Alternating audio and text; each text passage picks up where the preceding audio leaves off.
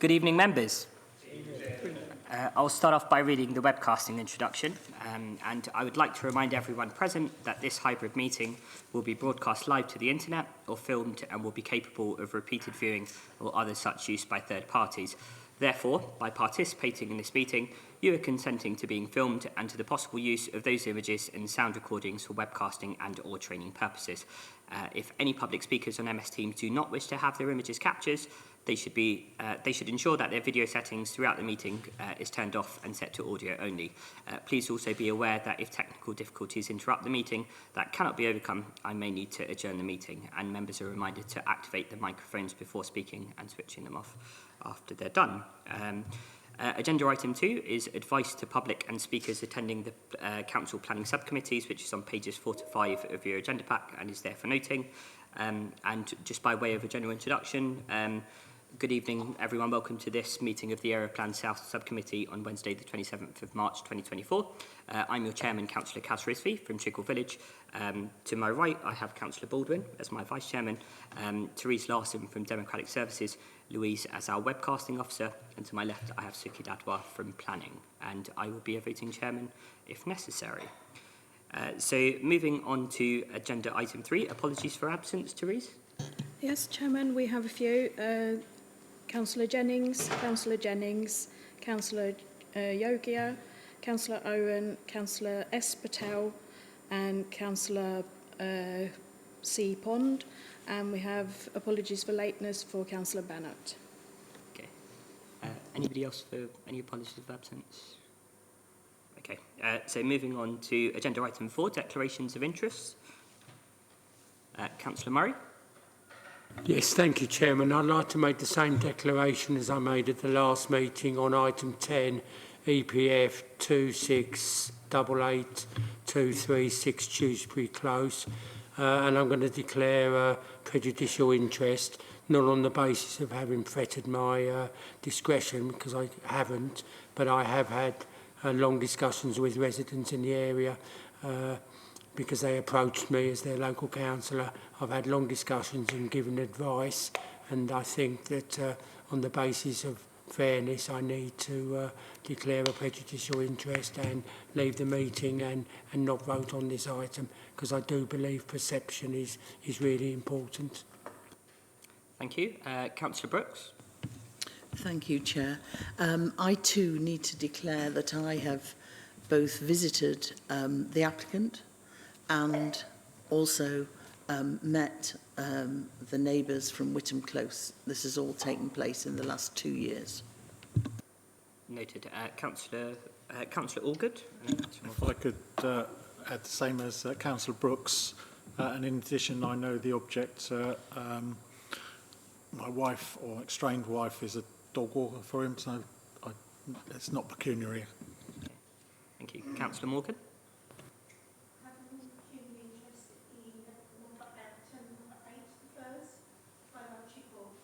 Just going to put your mic on, please.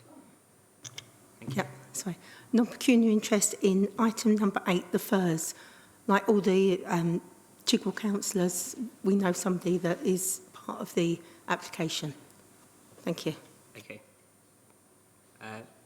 Anybody else?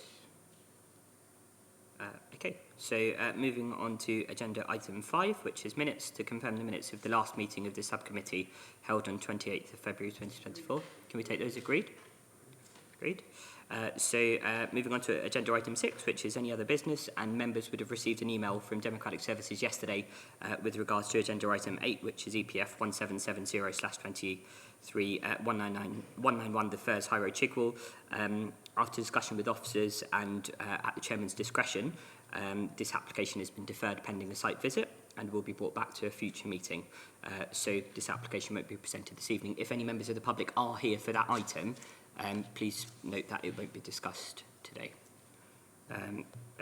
Moving on to agenda item 7, which is site visits. Councillor Sanger. Chairman, thank you for allowing me to come in. Just to follow up on what you just said about the site visit for item number 8, I think that's the right decision have been made. Being the other district councillor for Chigwell Village, the site itself I think members will benefit from seeing the location of this site and the impact it has on the area. As you know, Chairman, there have been a considerable amount of interest for and against for this application. So the decision to actually have a site visit is the right decision, and I very much support that. So thank you for that. Okay. Thank you. So moving on to our first item for the evening, which is agenda item 9. That's EPF 2089/23, and that's 23 Millwell Crescent, Chigwell, IG75HX. Councillor Heap, I can see you on Teams there. Thank you for joining us. Did you have anything to say at all? No? Okay, thank you. So over to Suki. Would you mind just muting yourself? Yeah, okay, perfect. Good. Over to Suki, who will be presenting the application.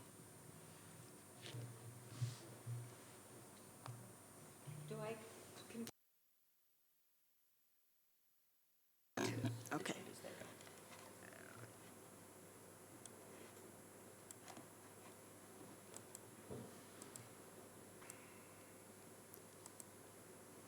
Right. Can everyone hear me? Yeah, thank you. Right. This is item 9. It relates to the proposed amendments amendments to the rear patio at 23 Millwall Crescent, following the appeal refusal of the existing built scheme.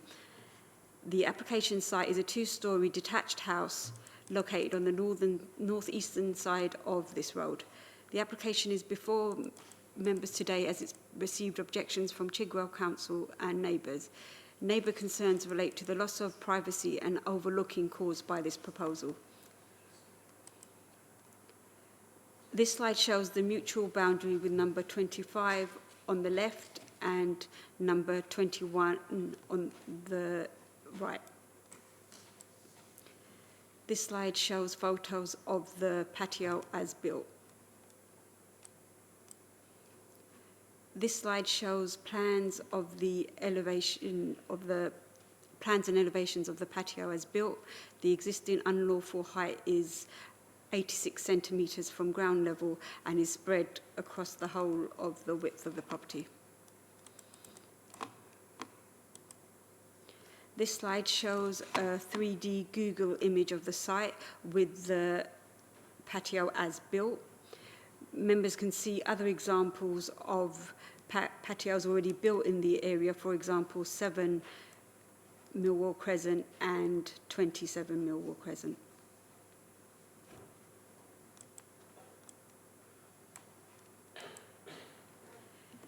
The applicant now proposes to alter the scheme so that the height of the patio is reduced from 86 centimetres to 51 centimetres. The steps up to the rear extension are an additional 35 centimetres to make up for the difference in land levels. The revised patio height and positioning is 5 centimetres lower than the approved plans in 2020. It will also be set back 3.3 metres from the southern boundary. The depth of the patio is 50 centimetres deeper than the approved scheme in 2020 due to the installation of a proposed balustrade. This slide shows a comparison between the pre-existing scheme, the house, and the 2020 scheme as approved, then the scheme as constructed, and the final column shows the scheme that's being put in the application before you today. The red dashed line marks the position of the approved depth of the patio. The green line marks the pre-existing approved height of the patio, and the blue line indicates the natural ground level. Whilst the proposal is half a metre deeper than the 2020 permission, it's also 30 centimetres lower and 30 centimetres reduced in width. The impact of the patio, therefore, on neighbours if the changes were implemented are considered to be an improvement in comparison to what's built there now and is not excessively worse than the scheme that's already approved. The slide shows a larger plan of the rear elevation. For the reasons outlined in the officer report, it's considered that the changes made are consistent with the character and appearance of the area, and given the existing difference in land levels, the harms to neighbouring amenity will not be excessive. Approval is therefore recommended. Thank you, Chairman. Thank you very much, Suki. So we have one speaker on this item who is the objector and is here in person. It's Jane Rolfe. Jane, you have 3 minutes.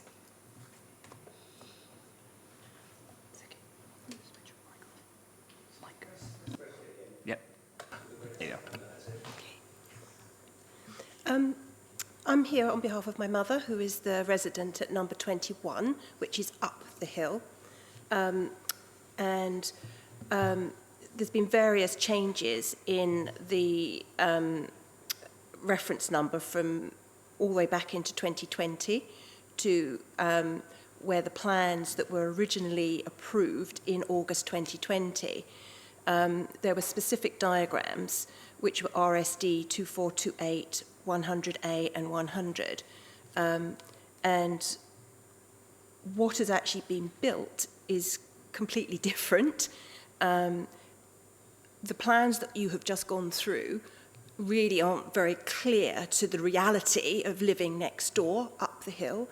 And I'm not sure whether everyone has, but in one of the objection letters, there was a photograph that my mother took of a gentleman standing on this patio. And assuming he is a regular sort of 6-foot size man, you can quite clearly see his bottom up to his head. So to reduce 86 centimetres down to 51 is not going to be a big enough reduction, because you will still see pretty much, someone standing on that patio will still be able to have clear visual look into my mother's garden. It's overwhelming, overbearing, and we feel that it needs to be decreased even more. They also built some steps which weren't there before, up to the patio from a side alley, and those are not just normal size steps; they're high steps as well. And whilst we feel sympathy for the owner of number 23, that this has been built by builders, he had the overall say over what was built there, and it's clearly not right, and it clearly needs to be reduced a lot more than the plans that he is asking to be approved now. Okay, thank you very much. You can switch your microphone off now as well. Yeah. And we've got a couple of the ward councillors here. If we start off with Councillor Lyon. Thank you, Chairman. It's rather frustrating to hear yet again where developers are ignoring plans that have been submitted and actually approved, and completely doing what they want to do. And this really does go against the residents living alongside, and I feel quite strongly that if this overlooking and the height of this particular patio, you might say a patio is not important, but if it is affecting somebody else's amenity, I think we are duty bound to actually refuse this application. I'm quite concerned that the way it has sort of manifest itself over time, because it looks like there's 3 or 4 different versions, and it's also been refused on appeal. So what can we do to actually get back some sort of control on this? Thank you, Chairman. Councillor Morgan. Thank you. I'm actually in agreement with Councillor Lyon. I think that for both the people either side, number 21 and number 25, if they stand on the edge of the patio, they'll be able to see straight into the person's lounge. I presume the lounge is at the back of the house. And we are really duty-bound to object to this. This is totally unacceptable. and it's total, well, they're just losing their privacy. Councillor Sanger? Yeah, thank you, Chairman. Can I just see the slides? Oh, is Simon changing his photograph there? Is that? I think Councillor Heap looks very different. A bit worrying there. Can we see the slides where they show the back garden with the fences, please? Yep. The neighbouring fences. I'd like to see the height of the neighbours' fences, where the patio is. How high are they? So hedges. Okay, I think I've seen. Right. I don't like the sound of this because you've got an application that's been granted, it's been approved. I'm a victim of the same sort of thing that's happening where I live as well. We've got a developer that's decided to build something that's completely different from what's been granted. I'm very sympathetic to the people living at number 21. Chairman, I think we need to have a position quite clearly that we can't allow this to happen in our district. I think reducing it by 30 centimetres is not going to be sufficient. I, for one, know that with my neighbour, and he's decided to increase the level of his garden to the similar sort of sizes there, it is encroaching on someone's privacy, and I think we do need to put our foot down on this one and refuse this application simply because we don't want to set a trend in our district. Thank you. Councillor Allgood? Yes, thank you, Chair. I hear what people are saying about they want to refuse this application. However, if one has previously been granted and they take it down to that, then they're only 25 centimetres lower. So if we accept this one, it's actually lower. So I'm a little bit confused. If we've already permitted, you can say you disagree with this, but you are left with one that is worse than the one we're about to look at. So I'd just like to throw that in because one has already been granted, which is worse than this. That's my point. Yeah. Councillor Chris Pond?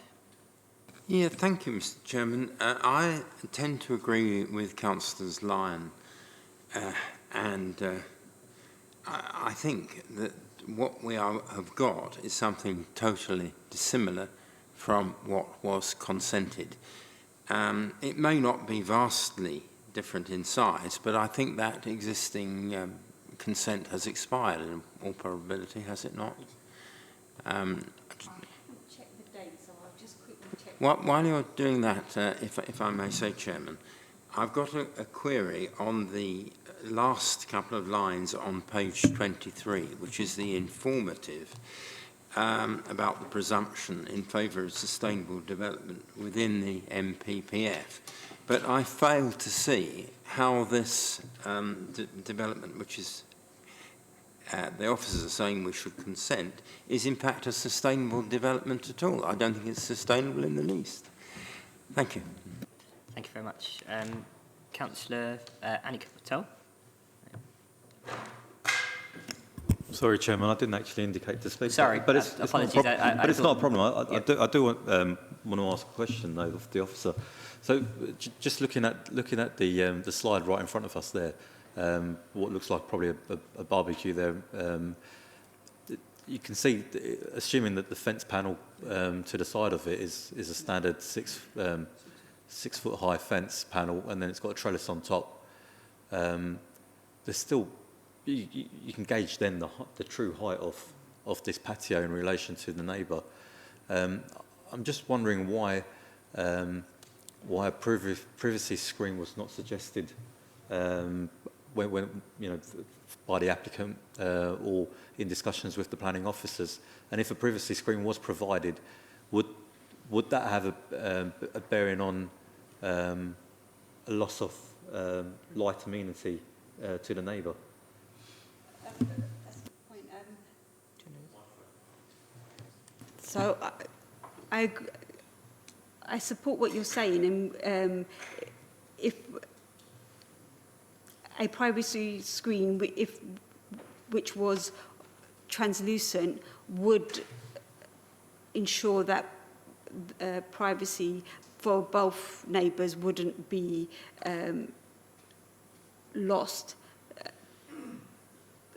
It wasn't put in the officer's report, but if members were minded to approve it, they could add that condition on now. Okay. It's an interesting point. Yeah, Councillor Patel.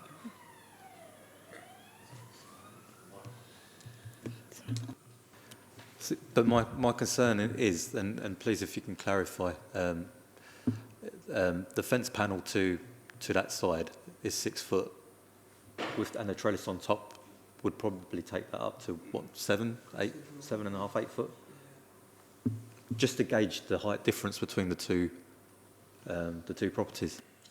So the patio height is 86 centimetres.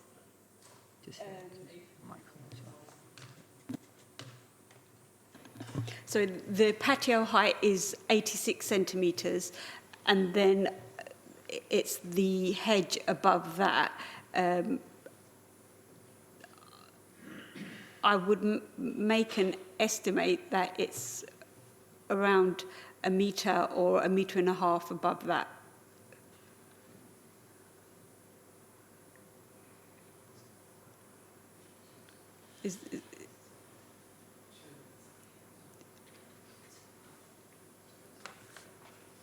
Sorry. Mrs. Rolfe, we don't ordinarily allow members of the public to engage in the debate, so sticking to the principles of our committee, I'll reserve the right to hold off your speaking. If I can come in, actually, I just had a question based on these two shots. I understand Millwell Crescent is on a slope. Yes. Now, this application falls at number 23, and the objector is at 21, and then you've got views there for 25 as well. What side does the garden for 21 slope down, i.e., does 23 look down on 21? 25 Yes, is on the lower ground. Okay. So the one to the south, or on the left-hand side, is the lower land. Okay, so 21 is actually above? Yes. Okay, that's fine. I just wanted to get my head around that one. Yeah, Councillor Morgan, or Councillor Patel, if you want to. Sorry, I just wanted to come back to the point I was making. Yeah. That if all of the properties were at level threshold, Yeah. you'd get your standard fence panels either side, which would amount for which would provide the privacy that you require. Yeah. When you've got a raised decking of this nature, obviously, then you're one side will be one side's more impacted than the other. I agree. Did you want to come back in, Councillor Morgan, with anything? Yes, please. It was only what Councillor Patel said. I'm not quite sure. You mentioned a privacy screen, but if you have a privacy screen, it would have to be at least 6 foot, wouldn't it? Which would then make that about 11 foot up. And then the people next door losing light and all sorts, we go into another area. Is that correct? The privacy screen wouldn't block light, it would just be obscure glaze. It would be sort of like a bathroom window, so that light could go through, but you wouldn't be able to see it. Okay, but it'd still have to be at least 6 foot tall, wouldn't it? Sorry? It would still have to be about 6 foot tall, wouldn't it, the screen? Councillor Sanger and then Councillor Allgood, and then we can maybe conclude. Oh, thank you, Chairman. Just want to try and understand something. So the rear extension, single-storey extension, the height of that would be, that's what's been granted, would that be 3 metres high from ground level? So where is the ground level? Suki? So as it's on a slope, the natural ground level would be at its highest point from a planning perspective. Okay. The measurement from the architect in relation to number 25 measured the height of the patio in that location, and he informed us that that the current height is 86 centimetres from that ground level at that position. Sorry, Chairman, if I could just ask, I'm not sure I've got the answer to my question. That was, what is the ground level? Where are they building that single storey from? I know the planning officer said that is from 86 centimetres, and then they've taken their 3 metres. But surely when it was granted, it would have been from the ground level. So, Yeah, we want to see the drawings where the ground level's been taken from. Because otherwise it's actually 86, 3 metres from 86. Okay. Thank you. Rear elevation, please.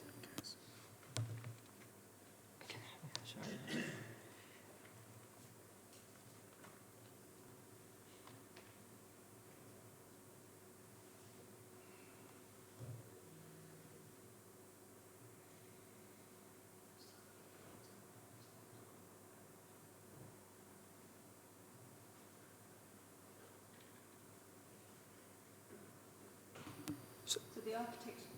So the architect has drawn it as a straight line, so he hasn't shown the variance. So on these plans, it will show the height as consistent. So you wouldn't know what the difference is in this side in comparison to the higher side.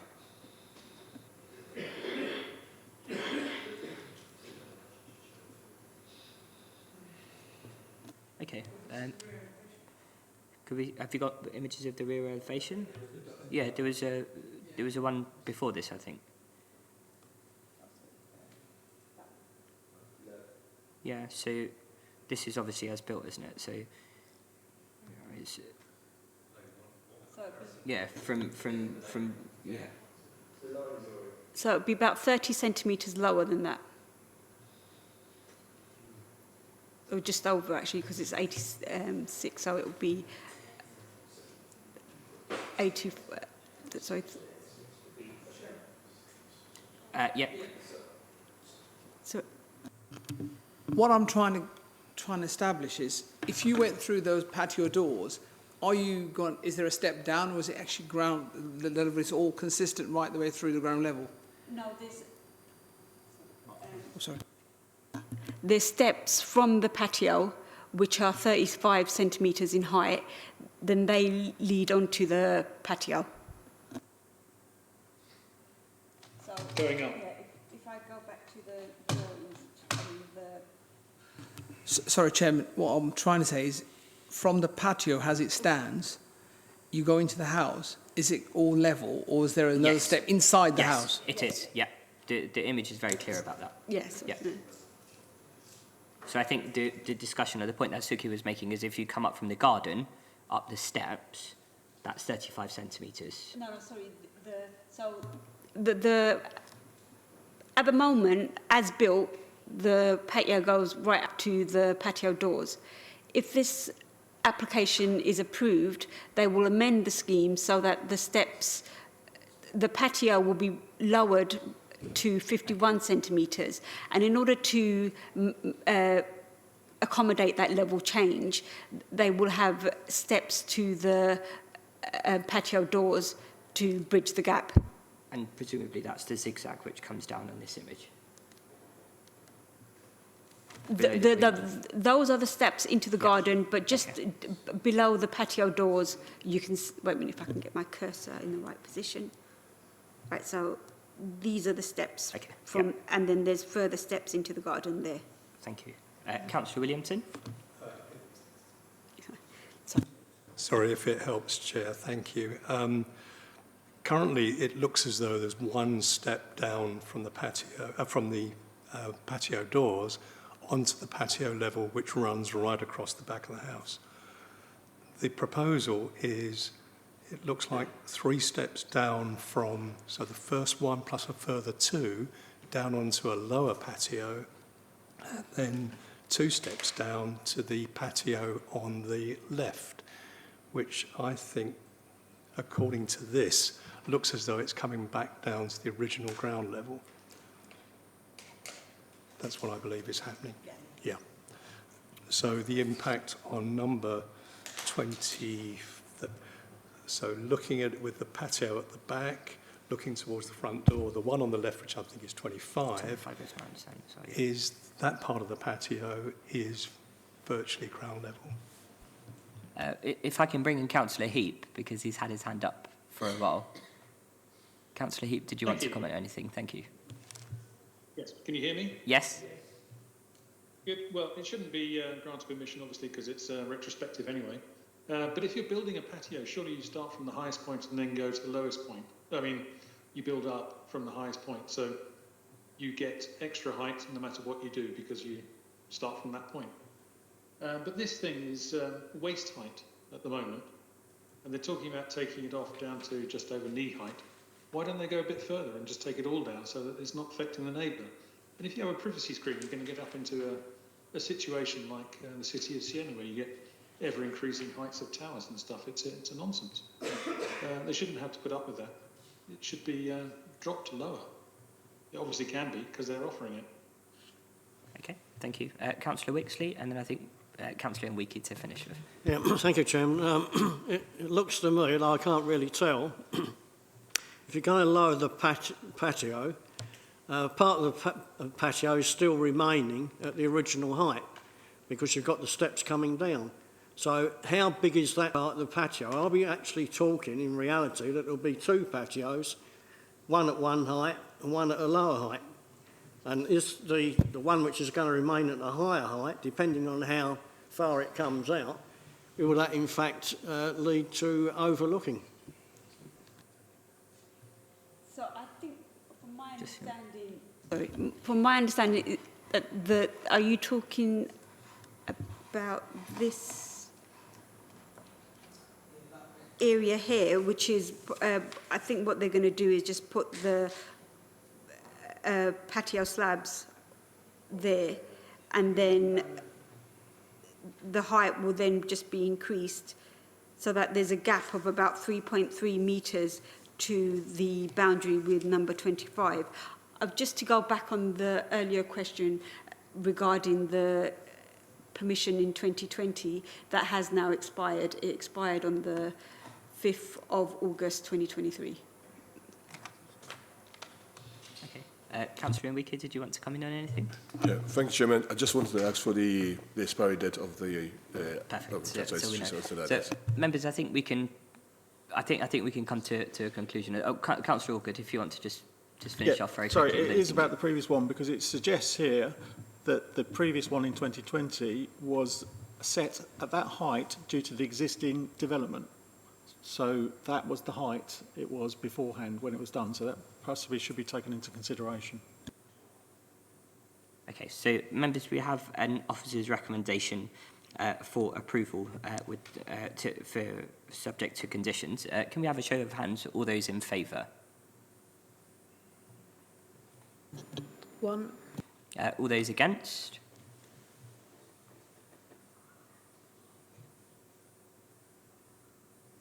(13). And any abstentions? 1. Okay. So can we have some grounds for refusals on this? Chairman, can I make a suggestion? That refusal on the grounds of overlooking and overdevelopment, which has a major impact on the amenity of the neighbour at 21 and potentially at 25. Okay, members, we have a Councillor Crispond. Second. Yep. Okay. So we have a motion to refuse on those grounds. Can we have a show of hands? All those in favour?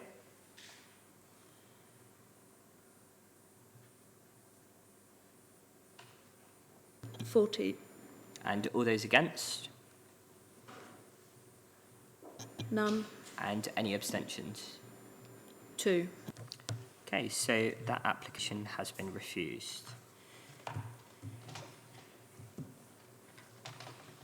Right, so moving on to agenda item 10, which is EPF 2688/23, number 6 Tewkesbury Close, Loughton IG10 3NT. And over to Suki, who will be presenting this application again. Chairman, I'm going to leave the meeting. Yeah, noted, thank you. Wish my colleagues a good Easter. Good. Thank you.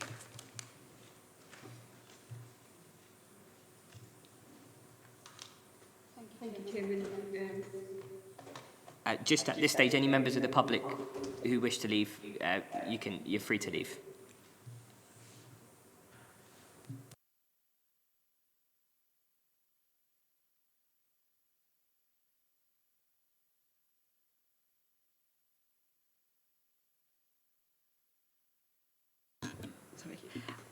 Item 10 relates to land to the east of 6 Tewkesbury Close.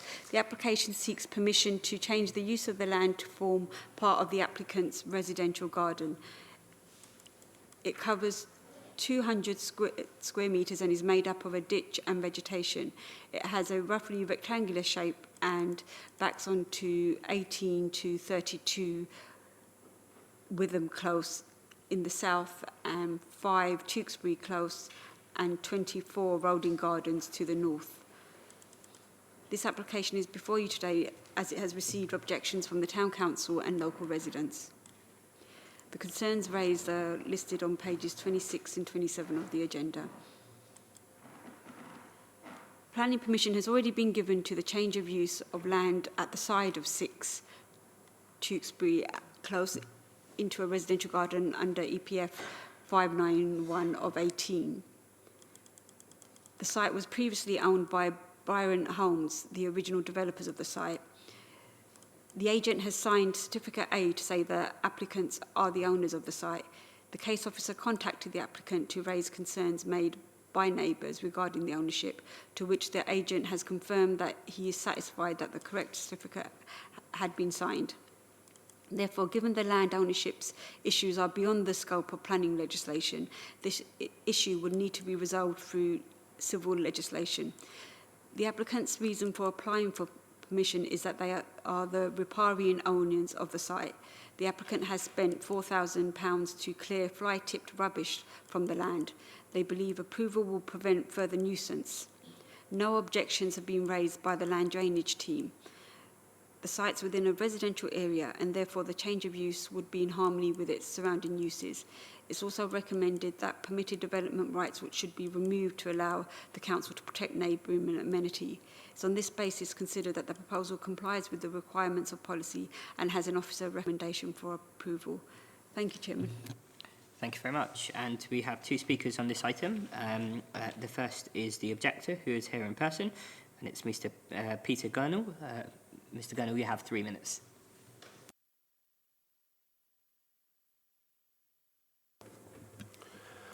I speak on behalf of all objectors.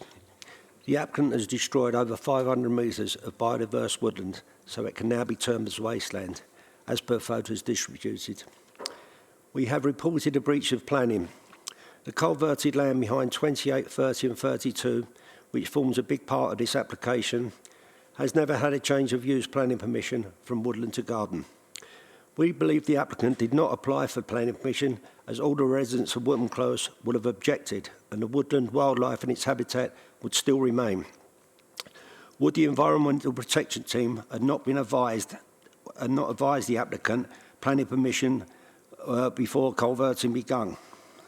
The applicant claims to be riparian rights owner for a dry ditch that's impossible to have a flow of water. However, after destroying 500 metres of biodiverse woodland, it is clear she is not fulfilling or observing laws applicable to riparian rights owners who have the responsibility to protect the wildlife and its habitat. The applicant obviously believes by owning a sliver of land near a dry ditch, she's entitled to destroy the environment and claim land ownership. We are advised by the Land Drainage and Environmental Protection Team, in the presence of Councillor Murray, that we could not culvert the land or level it off. We cannot understand why the applicant may be granted permission to do this on land that is directly behind our homes that she does not own. We received consent to erect a wildlife-friendly fence to protect the one remaining tree, of which the applicant explicitly told me in person that her intentions are to cut this to a stump. We look after the land between the fence.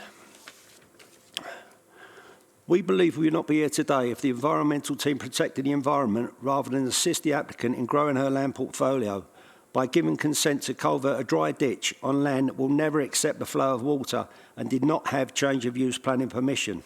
In summary, no planning permission for the big part of culverted land, 500 metres of woodland, including 2 TPOs already destroyed, the biodiversity ruined, our privacy taken away, and granted this application will only do further damage. The applicant should not benefit from her shameless premeditated actions. After misleading information from January 21, we believe the environmental team are negligent and will be looking for an inquiry. I'd like to thank the councillors who attended the site on Saturday and apologise if my actions offended you. I am sick of the false allegations made against me, but I should not have engaged. Thank you.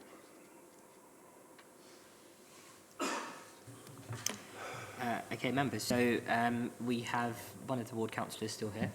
If you wouldn't mind, Mr. Gurnall, to switch your Sorry. mic off. Thank you. In fact, before then, we have the applicant who's also here in person, and it's Elizabeth Moss. You have 3 minutes. Thank you very much. I want to thank you for the opportunity to address the committee. I'm going to give you a summary of evidence that I've already circulated to you all.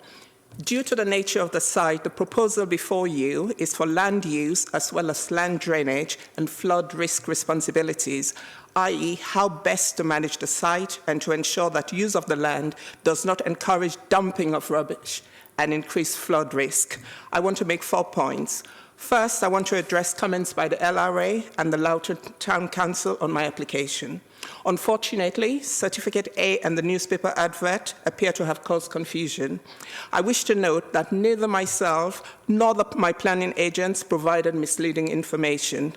I have legal title over land running along the northern bank of the watercourse, and with no known owner of the southern strip, I have riparian rights over both banks as confirmed by the land drainage officer. The plans and signed Certificate A reflect this. The advert was used in a previous application 4 months earlier, and as no registered owner had come forward, the planning agents therefore used the same advert because nothing had changed. I wish to note I've lived in the same house next to the watercourse for over 27 years, maintained the watercourse, and no owner has ever come forward, despite making inquiries. My second point is this, that although land ownership is not a material consideration in planning decisions, it matters in this case and it's important. I have legal responsibility as a riparian owner to properly maintain the watercourse. That is, to keep it clear of overgrowth, debris, and to ensure free flow of water. I also have legal responsibility to maintain an oak tree with a TPO that sits on my property. My third point concerns this notion that it's a the site is a wildlife sanctuary. Well, it is not. It is neither home to endangered species, nor is it a wildlife hotspot, as it has been claimed to be. Rather, the area next to the footpath behind the houses on Whitham Close is used as a rubbish dump. It has caused rat infestation. I have had to call people around to clean rats from my house 5 times since 1997, and I paid £4,000 out of my own pocket to get the area cleared. My last point, I want to say, I just want to refer the committee to technical assessments by the land drainage engineer and the planning officer. They found no negative impacts arising from change of use and raised no concerns about my land use and about land drainage or planning. Instead, both the planning officer and land drainage support my application as they state that it will improve the existing undeveloped area of land and retain the character and appearance of the site. I thank you all and hope that the evidence speaks for itself. Thank you. Thank you very much. So we have one of the board councillors present. It's Councillor Brooks. Did you want to start us off? Thank you very much.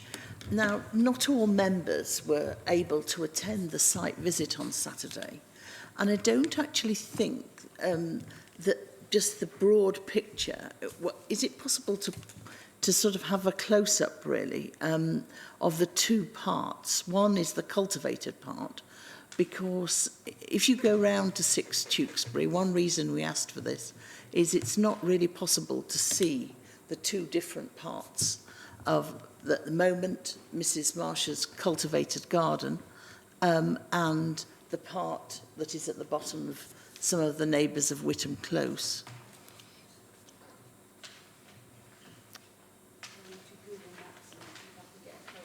Thank you.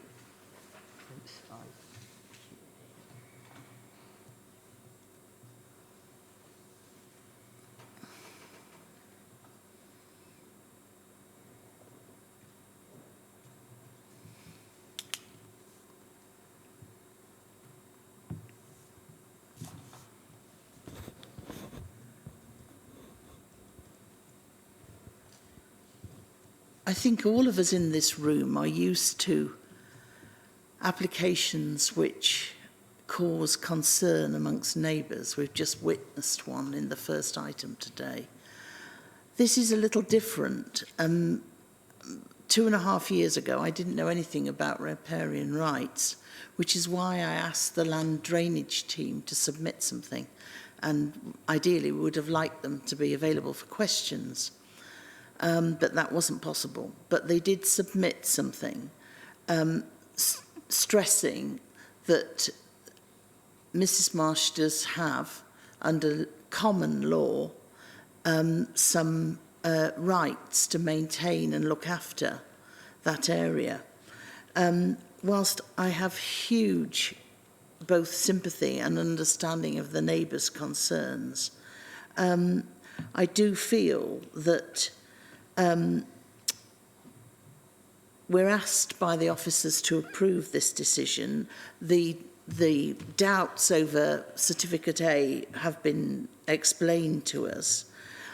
I think if we do approve tonight, we should put strict landscaping conditions on it, and also that any trees should be mature trees. The trouble is with unadopted stray bits of land, they're all over Loughton. In time, people tend to feel that they belong to them.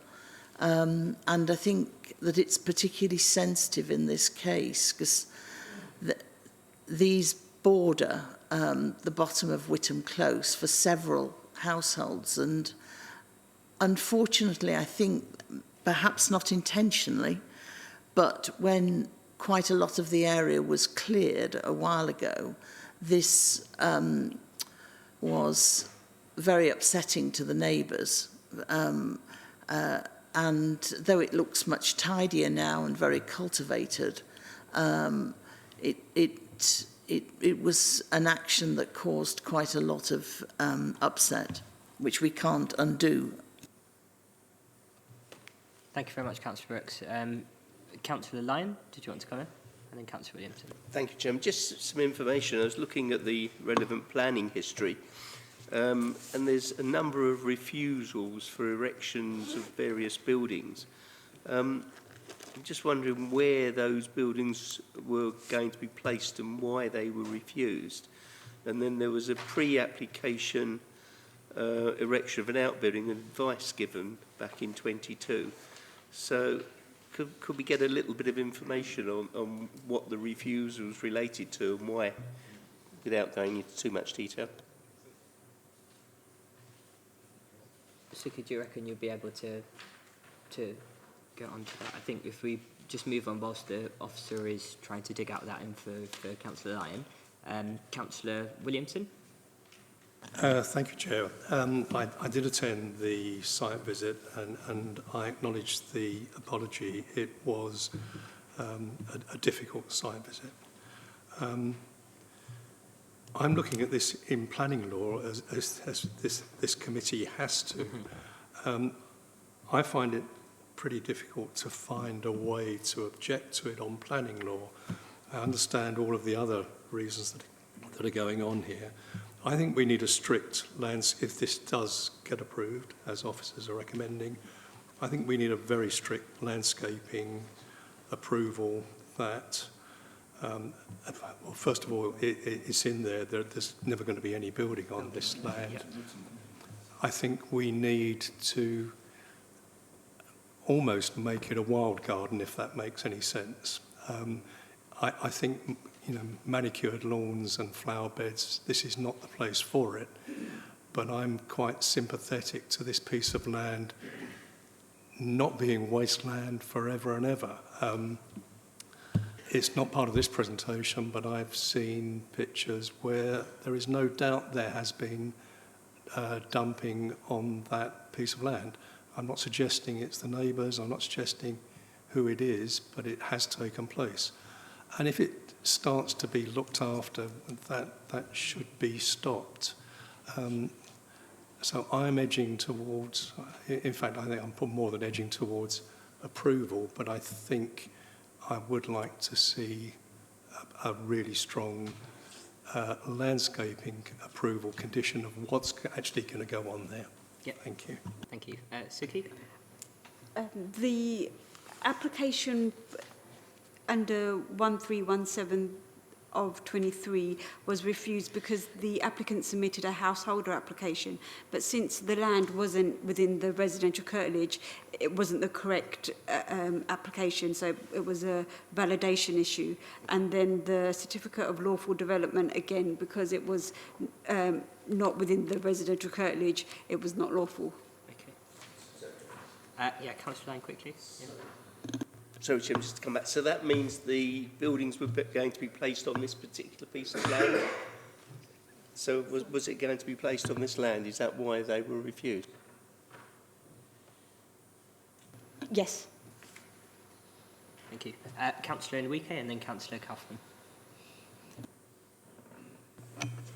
Thank you, Chair. In my mind, I've got no doubt that any change of use of the land will have a negative impact on biodiversity. And I note what has been said, that there's no existence of wildlife in the land. Just want to find out, has any check been done on this to clarify there's no biodiversity in the area? So the applicant didn't have to submit a biodiversity net gain information because of the size of the scheme. So in this case, they're not required to provide that information. Although having said that, the application doesn't propose to make changes to the land, it just simply change the use. It's just seeking permission for the change of use. And if there are landscaping conditions which are then approved, then we would expect the applicant to maintain it as per the landscaping conditions. Councillor Sanger and then Councillor Allgood. Thank you, Chairman. Could we have this land? Who has access to this land at the moment? Is the applicant I'll here? defer to the planning First officer, question. but my understanding of via riparian rights, the legal duty and the responsibility of maintenance and whatnot is to Mr. Marsh. Do you want to? Yeah. So the riparian rights are related to the land drainage consent, is to ensure the free flow of water into the free flow of the watercourse further down the line. So and also because there's no public right of way onto the site, the public doesn't have access to the site. So yeah, it's the ownership in terms of riparian issues is related to land drainage rather than planning. Okay. Sorry. So therefore, there's easement rights to do with maintaining the water, the drainage at the back. I'm swaying towards in favour of actually allowing this to go through, because the applicant has said they're looking after, they've got a responsibility to look after land at their own cost and make sure the TPO is protected as well. But I also agree with Councillor Williamson that it should not be just flowers, it should be wild garden of some description, and landscaping should play a major part if we are going to grant planning permission tonight. Councillor Kaufman and then Councillor Allgood, if that's all right. And then I know the Thank you, Chair. This is a slightly awkward one because really, in my opinion, the land should go with the properties accessed off of Whittam Close. That's the natural layout of this. So, but we are stuck with something that's happened that's not making that natural use. They are extensions of these people's gardens, but by some issue, land can be claimed. But in reality, I've seen photographs of this land as a miniature, I don't want to overdo it, a woodland of sorts. It was very heavily green, very important to Loughton. Lots of policies in Loughton for tree cover. Tree cover is very important for the neighbours. In Witham, it is important for biodiversity. What we don't want is a manicured garden. So, you know, the technicality, I'm sorry, what I suggest is not right. I don't know what other members think. A manicured garden would be inappropriate, because then you do have overlooking, you have this is not an extension of the garden of the house in Tewkesbury Close. This is an extension of the back of the properties in Witham. So I don't like the terminology change of use to a garden. It should be maintained if the applicant's happy to maintain it, but in its natural state, which was a biodiverse forest type thing, whatever that's called, and whether that can be conditioned or not, I don't know. So it's not really a natural garden. It was heavily tree covered. It offered screening to the people. They are very upset about the loss of screening, and our job is to replace, in my opinion, that screening. Not about ownership, it's what it's used for, and what it should be is what it was, in my opinion. Thank you. Thank you. Councillor Allgood? Yes, when we went to the site visit, half of it is already covered in lawn. I'm just wondering, is there actually an application for that? Because half of it's already been converted into garden. Is that correct? The application is just for the... Sorry. The application is just for the change of use. There is a lawn there, but if approval was given, then we can put the condition on to say that that lawn should be replaced by trees. If half the land that we already have talked about for the application has already been covered in lawn, why couldn't they do the rest of it as lawn as they've done in the first half of it? Sorry, that was all off. Yeah, Councillor Williamson? On the site visit, I believe the part that is already to grass is culverted, whereas the rest of it is not. So where the green area ends, you can see the end of the culvert. There's a pipe there. So that was more level land. The rest of it is sort of ditched in a V either side. Okay. Councillor Wixley? Yeah, thank you, Chairman. I think I'm probably going to echo what some of the other councillors have said. I don't know if we've got, or if we can apply conditions to ensure that it is maintained for the benefit of wildlife. In particular, I think the objector mentioned the possibility of the what is the open waterway now, what's left of it, being culverted. I'd like a condition to prevent that so it remains an open waterway. I don't know if we can apply those sort of conditions, but of course also I don't know if the house ever came to be sold and the land with it, whether those conditions can follow through to future occupiers or owners of the site. But that's my concern. I think it should be maintained for the benefit of wildlife, which I think what has been said is the suggestion that wildlife has been interfered with, but I think there's scope to actually enhance it as an area of land for wildlife. Thank you. Councillor Chris Pond and then Councillor Morgan. Chairman, this stream, ditch, or whatever you want to call it, was in fact previously known as the Crown Brook. And the reason that it's Crown Brook is that it rises on the western side of Loughton High Road and flows behind Alders Road under the railway, joined by another ditch or stream, and ends up at the foot of Tewkesbury Close.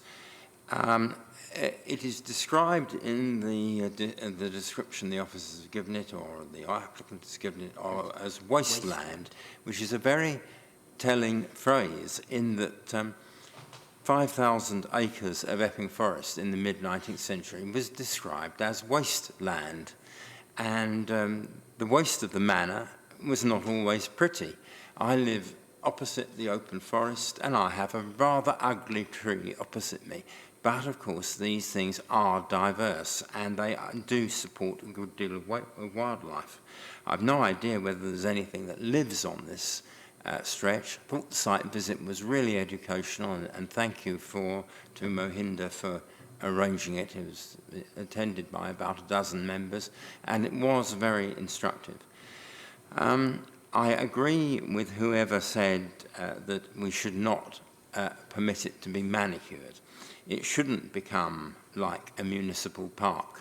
It should be a piece of wasteland, if you like, wasteland which is managed.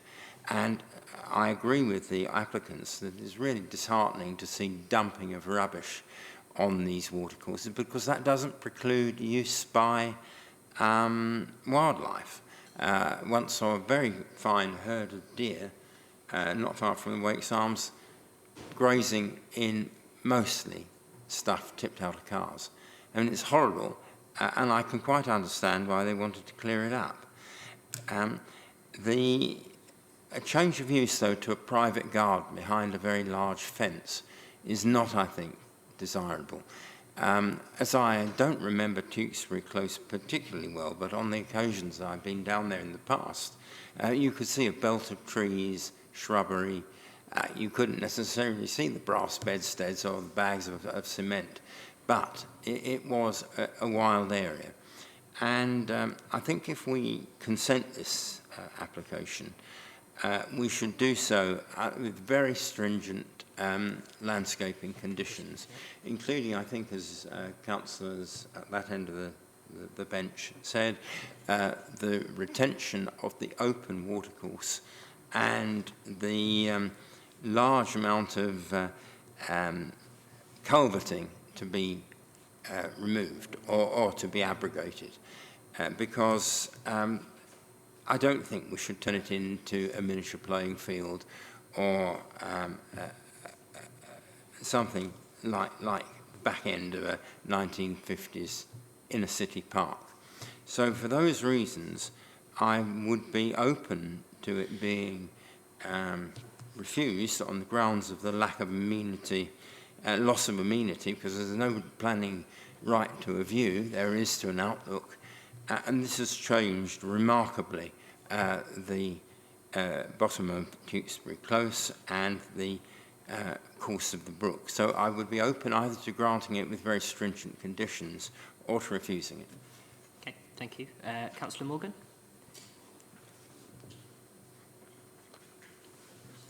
Oh, sorry. Can I just ask a question? Unfortunately, I wasn't able to go to the site visit, but I presume it looked originally like the area to the right of it, next to the railway line, where it's all grown trees and things. And somebody did mention there was TPOs on there. And I'm looking at it on my phone here. Did we have any applications to remove the TPOs?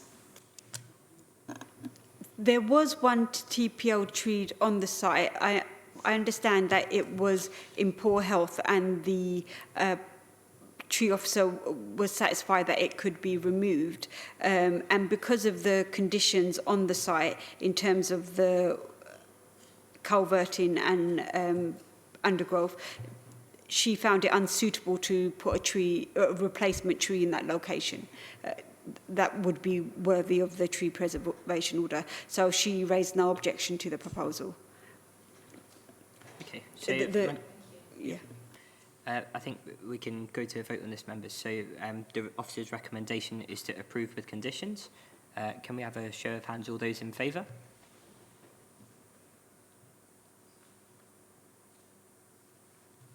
Eight. All those against?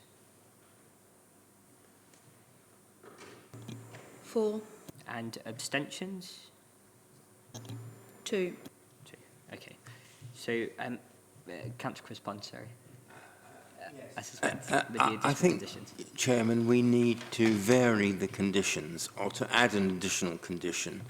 A, to deal with the already culverted part of the land, and to decline any further culverting, and to impose the submission of a landscape management plan with the local planning authority to provide for cover with trees of suitable mature growth and of not necessarily only native species, but predominantly native species, and for the ground conditions to cover the well, that would be part of the larger management plan. I also don't like the very large fence, which would be to enclose a private garden. And I think you do need planning permission for a fence of that height adjacent to a highway. But I wonder if the officers would look at that. And I also made a note about retention of the open water course as well, which I think is quite important as well. So, do you want to just read back, Suki, the additional conditions? So,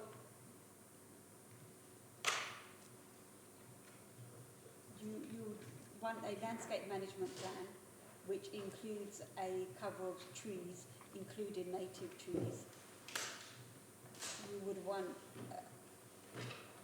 a suitable growth plan and retention of the open water culverts. Yeah.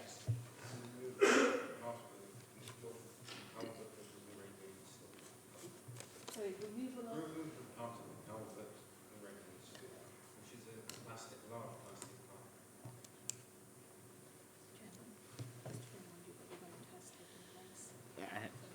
Yeah, I've just... I don't know whether that might have an issue with land drainage. Subject to the views of the land drainage. And Democratic Services have just alerted me to a procedural matter of principle and procedure, which is with the added conditions, we should move a motion and then vote on it. So if we can just redo that part of the voting for, as well. So we have an officer's recommendation to approve subject to conditions with some of the additional conditions on there. If we can have a show of hands again, please, all those in favour with the additional conditions.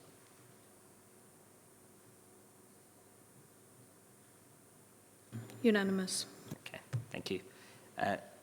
Councillor Kaufman? Thank you, Chair. Just as a point of order, I would like to see the landscape condition in its entirety, because what we're looking for is something specific. Mm-hmm. Okay. Thank you. Yep. I think maybe that can be shared out with members at a later date. Councillor Wixley, sorry. Just, pardon me, just for clarity, can the landscaping condition include reference to, you know, biodiversity and that sort of thing to encourage wildlife and enhance it? Okay, so that application has been approved. Sorry, Councillor. Yeah, just as a point of order, I was going to abstain, so it's not unanimous, the last vote. I'm sorry, I'll amend that. Okay. So just moving on to agenda item 11, which is exclusion of public and press, which there isn't any. So I declare the meeting closed at 8:07.